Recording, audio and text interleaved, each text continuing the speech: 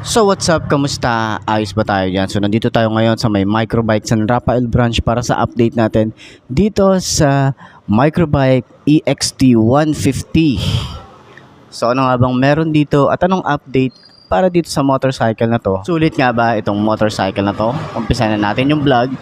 Ayos na ayos yan.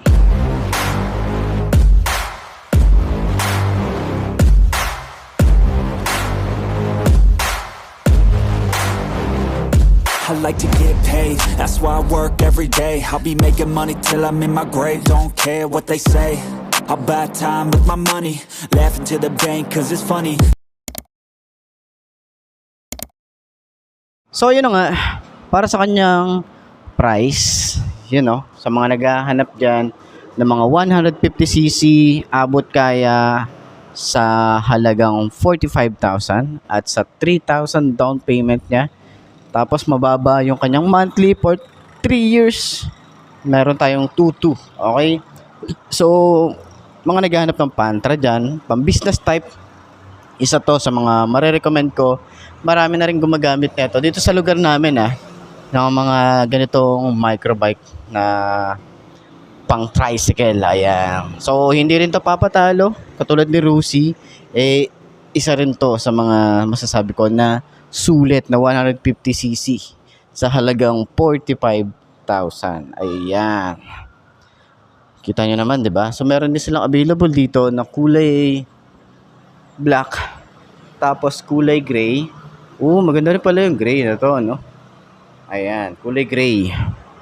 Okay? Tapos alam ko meron pa silang kulay red Yan, katulad nun yung kulay red na 'yon. So yun nga, yung kulay black. Okay, ikutan din natin para at least kung ano yung trip nyo na kulay, alam nyo na, meron na kayong idea. Ayan. So ano nga bang meron dito at ano nga ba yung additional na features or masasabi natin na version 2 na etong EXT 150 ng microbike. Ayan. So, walk around na natin etong isang to. The money keep coming, I manifest it. Sing these lyrics and you'll get it. I'm the bank, come invest it. I attract and I have it. Money finds me attractive. I'm the type to make commas, turn a profit. I'm the boss, Willy Wonka, but it ain't chocolate. Yeah, I'm just being honest, I work for this shit. I'm usually modest, but this beat lit, so I'm going off thoughtless, talking my shit. Yeah, I'ma be the hottest designer in drip. I'm just coming with the rawness, I gotta admit. So yun na nga, sa kanyang headlight na bago dito ay dati siyang merong cover dito sa may taas. Naka-box type siya. Tapos meron siyang split type na bulb, halogen bulb, at meron tayong maliit na bulb dito sa ilalim. Ayan. So signal light niya is malaki yung itsura. Pa-box type din siya, flexible din. And yung style dito, meron tayong parang stainless or stainless type. Ayan.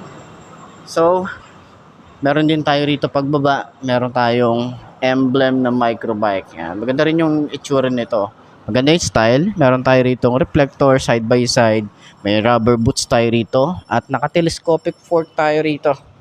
Yan. So metal naman yung ating fender para dito. Mahaba din yan. Tapos meron din siyang bracket para dun sa mga wire natin dito. Para safe, di ba? So yung isang to, naka-drum brake tayo rito, naka-wide spoke. At yung size para dito ay 3x17. Ayan, tube type para naman yung isang to. At Yuan Ching, yung kanyang brand. Maganda rin yung tires niya. Yun, no? Tapos yung isang to ay Euro 3 na din. At yung na-additional nga pala dito, pakita na natin. Ayan, nandito na siya. Yun, 'di ba? Yung parang sa Euro 3 niya. Dito na siya. Ayan. Hindi ko alam kung anong tawag dito pero ayan, yung sa Euro 3, yung daluyan. Iniba na yung style nila, 'di ba? Tapos yung additional dito ay meron na tayo rito LED sa kanyang taillight. Yan, may mga maliliit siyang bulb diyan pero LED 'yan. Kita niyo ba? Tapos bulb type pa rin naman yung ating taillight. Tapos meron tayong reflector dito sa side na to. Ayan. So yung kanyang signal light flexible din, pa-box type din, at yung kanyang taillight din nga pala, pa-box type din yan. Yung isang to, pwede nyong paglagyan ng parang skid plate dito sa may ilalim ng makina para at least meron tayong suporta. Meron kasi ditong mga mga bracket or pwede nyo lagyan ng bolts. Yan. Tapos, lagyan nyo ng skid plate. Yan. So, meron pa rin naman tayo rito ang kickstart. Maganda rin yung style nito eh. Yan. Maganda yung finish. Medyo malikabok lang talaga kasi nasa harap tayo ng kalsada. And sa 150cc, okay yung makina nito. Sa 125, halos parang di rin naman sila nagkakalayo eh. Diba? Kagandahan din dito, kung magkakabit kayo ng pang tricycle or sidecar, meron na tayo ritong butas. Ayan, naka-built-in na siya. So, sa kanyang rear brake pedal, ang lapad ng design dito. Tapos, smooth lang din siya. Yung kanyang foot pegs, combination ng rubber and metal, and then yung kanyang makina, merong naka-emboss dito na microbike, and then sa baba, meron tayo dito monitoring. Yan, mas madali itong ma-monitor kung kailangan nyo na bang mag-change oil or okay pa, di ba? Para doon sa mga hindi natin matandaan kung kailan tayo huling nag-change oil. Yan, sa kanyang fuel tank, matagal ka na rin bago magpagas dito. Gusto ko yung design ng kanyang decals eh. Ayan. Meron siyang gold, black, and meron siyang faded na kulay gray. Yan, yung decals niya. So talagang sumasabay dun sa kulay or sa paint job. Then, yung ating handlebar, naka-upright position naman tayo rito. Kaya sa long ride, wala tayong problema rito. Ang chill lang yung ating riding position dito. So, naka-analog type pa rin naman tayo rito para sa kanyang panel gauge. Dito sa side, yung kanilang logo na microbike. And then, signal light, side by side. And neutral.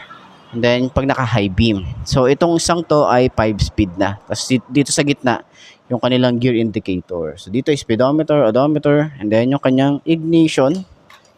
Ang cute lang din ng susi niya. Ayan, napakasimple lang din ng design. And yung ating mga switches dito, hindi naman siya ganun ka-premium, pero ordinary na switches na ginagamit ni microbike, metal type siya. Ayan, dito sa side, meron tayo ritong on and off ng kanyang park light, headlight, and then electric starter. So sa grip niya, maganda rin, makapit din, medyo payat lang din siya. And malalim yung kanyang throttle. Ayan. So yung kanyang lever, maganda yung paint job. Pag prenes naman natin, smooth lang din. Doon sa kabila, meron tayo rito signal light, left and right, busina, and then high and low. Ayan. Wala siyang hazard, tsaka wala rin siyang flasher. So, sa clutch niya, sobrang smooth lang din. Meron tayong rubber dito, side by side. Okay. So, sa upuan, yan, macho rin tingnan yung upuan dito. Tsaka sobrang kapal talaga. Yung mga pang business type talaga is makakapal yung mga foam na ginagamit dito para at least hindi masakit sa puwet. Lalo na dun sa mga angkas. Okay? So, meron na rin tayo rito bracket para dun sa top box. In case naman na gusto nyo lagyan to ng top box, meron na tayong bracket dito. No worries na tayo dyan. Yan tambucho, meron tayong stainless or metal na cover. Then naka-swing arm din tayo rito. Yung ating foot pegs para sa angkas. Maganda rin style. Meron din siyang rubber and metal combination. And naka-drum brake din tayo sa likod. Naka-wide spoke din tayo rito. Tsaka same size yung harap at likod nito. So, naka 3x17 and tube type pa rin naman to. Yuanqing din yung brand. Same lang din yung kanilang itsura ng tires. Ayan. So, naka dual shock tayo rito at adjustable naman siya. Meron din tayo ritong fender at may extension tayo para sa rear fender niya. Ito, plastic to. Ito naman, metal. Ayan. So, meron din tayo ritong chain cover. Hindi rin siya ganun uuga-uga, no? Saktuhan lang. Mas malaki yung sprocket dito. Ang size ay 45T. Ayan. So, naka-dual shifter din tayo rito. Ganda rin yung design. Foot pegs, di rin siya napiflip. And yung side stand natin. Yan. Hindi rin siya ganun ka-smooth, pero madali lang din siya ibaba. So, yun na nga. Naka CDI na rin to. Diba? Yung on and off ng ating gas, kung kailangan nating patayin or i-off. Kapag nandun tayo sa parking, pwede natin patayin. Ayan. So, sakyan natin, yung isang to, bike check natin, kung abot ba ng 5.2 na kagaya ko. Ayos na ayos yan. Be the hottest designer in drip. I'm just coming with the rawness. I gotta admit that I'm usually modest, but I work hard for my shit. I'll do the work, yeah, I'll do it till it hurts. I'll invest in my future, I'll invest in the purse.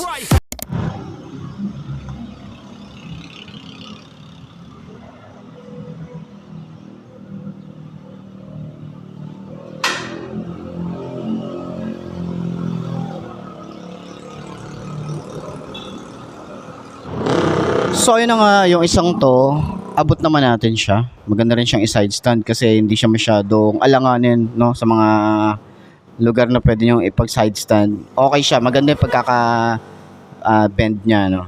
So ayun na nga, naka-boots tayo and then medyo tingkaya tayo pero kayang i-manage, no.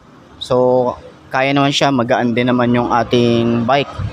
Then sa shock, okay din, goods din, maganda yung kanyang foam.